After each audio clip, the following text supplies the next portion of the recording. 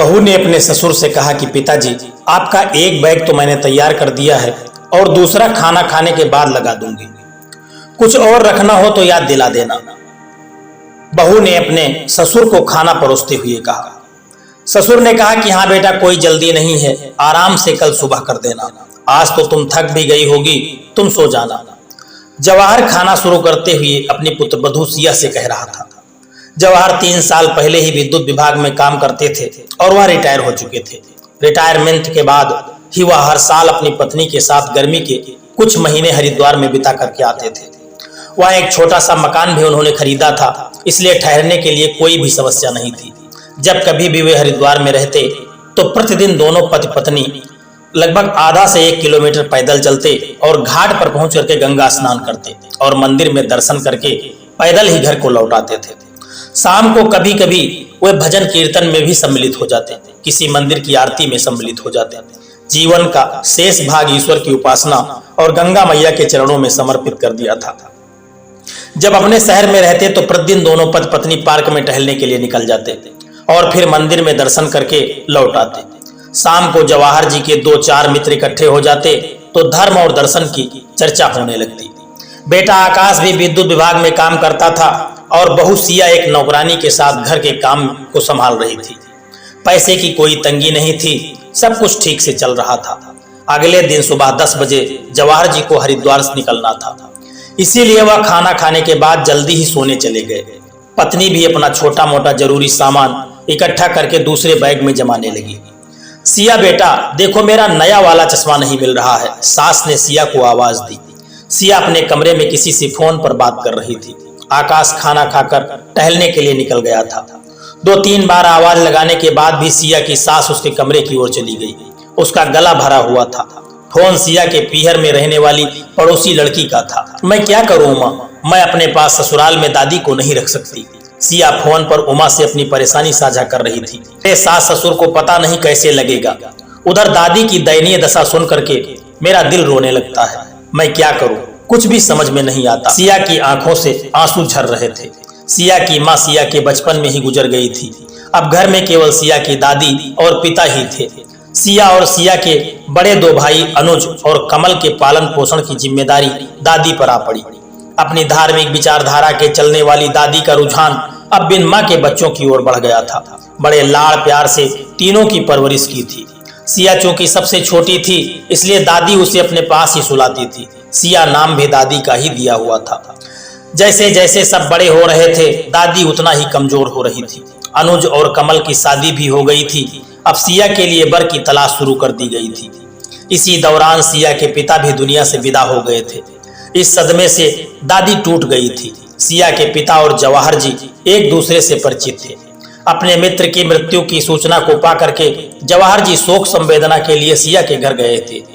बेटे का मित्र भी बेटे जैसा होता है, इसलिए सिया की दादी ने जवाहर से सिया के लिए कोई अच्छा सा परिवार ढूंढने के लिए कहा।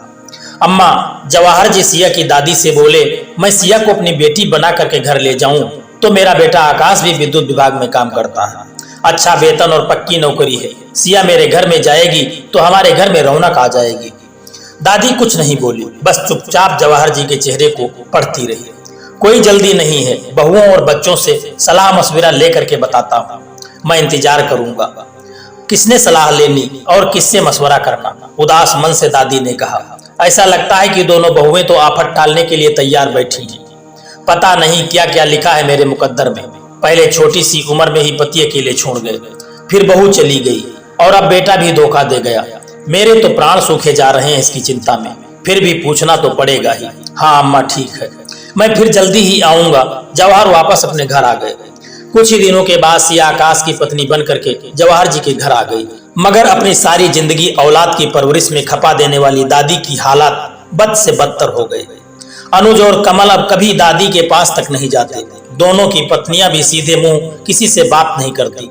80 साल की उम्र में शरीर क्षीण होकर के ढांचा मात्र बचा था। फिर भी दादी अपनी दैनिक क्रियाएं और पूजा पाठ छड़ी के सहारे पूरा कर लेती थी। दादी की चारपाई घर के बाहर बरामदे में पहुंचा दी गई थी, जहां पंखा गर्मी के दिनों में हवा कम लपेटें ज्यादा फेंकता था। सुबह शाम देर सवेर जब कोई बहू आती तो खाना दे जाती और बस फिर कोई उनका हालचाल जानने के लिए उनके पास नहीं आता। अपमान और उपेक्षा का शिकार दादी ने अपने मन की बात कभी किसी को नहीं बताई। सिया की एक बार दादी को लेकर खूब बहस भी हुई थी अपनी भाभीियों से।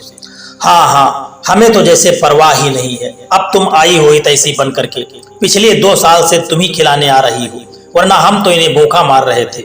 दोनों भाभियां सिया पर चढ़ बैठी। हम भी खूब समझते हैं तुम्हारी खोखली हमदर्दी को। तुम्हारी नजरें दादी की जमीन और बैंक खाते पर है। सीधे सीधे क्यों नहीं बता देती? अगर सच में दादी की चिंता है तो क्यों नहीं ले जाती अपने साथ इनको? सिया अपना सा मोह लेकर खिसियाहट में अपने घर वापस लौट आई। और आज फिर 1 महीने के बाद उमा के फोन से दादी की बदतर हालातों की खबर पाकर सिया की अंतरात्मा दुखी हो गई। सास की आवाज को सुन करके सिया ने अपने आंसू पोंछे और चश्मा ढूंढ करके दे दिया। चेहरे पर उदासी के हाव भाव साफ झलक रहे थे। अगले दिन सुबह हरिद्वार जाने के लिए जवाहर जी ने अपनी गाड़ी बाहर निकाली और सिया के सिर पर हाथ फिराते हुए बोले, चिंता मत करना, हम जल्दी ही वापस लौट आएंगे। माता पिता को विदा करके आकाश अपने ऑफिस चला गया और सिया अपने घर के काम निपटाने में लग गई। शाम को घर के बाहर गाड़ी का जाना पहचाना सा हारन सुनकर के सिया चकित हो गई। अपनी गाड़ी जैसे आवाज थी। चेहरे पर फैल आई लटों के पीछे और पलटती हुई सिया ने बाहर आकर के देखा तो चौंक गई। जवाहर जी ही थे, गेट खोलने का इंतजार कर रहे थे। पिताजी आप वापस आ गए? आप तो हरिद्वार गए थे। हाँ बेटा, हम दोनों ही वापस आ गए थे। हरिद्वार जाने की जरूरत ही नहीं है। हरिद्वार, ऋषिकेश, काशी, मथुरा, वृंदावन, अब सारे तीर्थ स्थल तुम्हारे घर ले आया हूँ, हमेशा के लिए। जवाहर जी ने गाड़ी का पिछला दरवाजा खोला तो अंदर की ओर इशारा कर दिया। सासू माँ के साथ दादी बैठी हुई थी। देखते ही सिया की रुलाई फूट पड़ी। दौड़ करके दादी को अपने अंक में भींच लिया और दादी से लिपट गई। अपने बुजुर्गों को दुखी और दयनीय हालत में छोड़कर हम तीर्थ यात्रा पर जाएं, तो सास ने सिया को ढांढस बंधाते हुए कहा, तो कैसी तीर्थ यात्रा और कैसा पुण्य और धर्म और कैसा गंगा का स्नान, अब हमारा घर ही हमारा तीर्थ स्थल है। सिया, जवाहर जी ने गाड़ी से बैग उतारते हुए कहा, और इस तीर्थ स्थल को पवित्र बनाए रखना तुम्हारी जिम्मेदारी है। खुशी के अतिरेक में सिया के मुख से शब्द गायब हो गए थे। दोस्तों, देवी देवता मंदिरों में नहीं घरों में रहते होंगे। दादी ने अपनी टूटी फूटी आवाज में सिया से कहा और सिया का सहारा लेकर वह घर में प्रवेश कर गई। दोस्तों, हमें इस कहानी से शिक्षा मिलती है कि हमें अपने बड़े बुजुर्गों का सम्मान करना चाहिए। और घर में यदि किसी भी बुजुर्ग को कोई तकलीफ है और वह परेशान है, वह दुखी है, तो हमारे तीर्थ और व्रत करने से कोई फायदा नहीं है। दोस्तों, जो लोग अपने बुजुर्गों को दुखी और दयनीय हालत में छोड़ जाते हैं तो उनके लिए तीर्थ का कोई मतलब नहीं होता, ना ही गंगा स्नान का कोई मतलब होता है। दोस्तों, बुजुर्गों की सेवा ही सबसे बड़ा तीर्थ है और सबसे बड़ा पुण्य का काम है, इसलिए हमें यह पुण्य करते रहना चाहिए।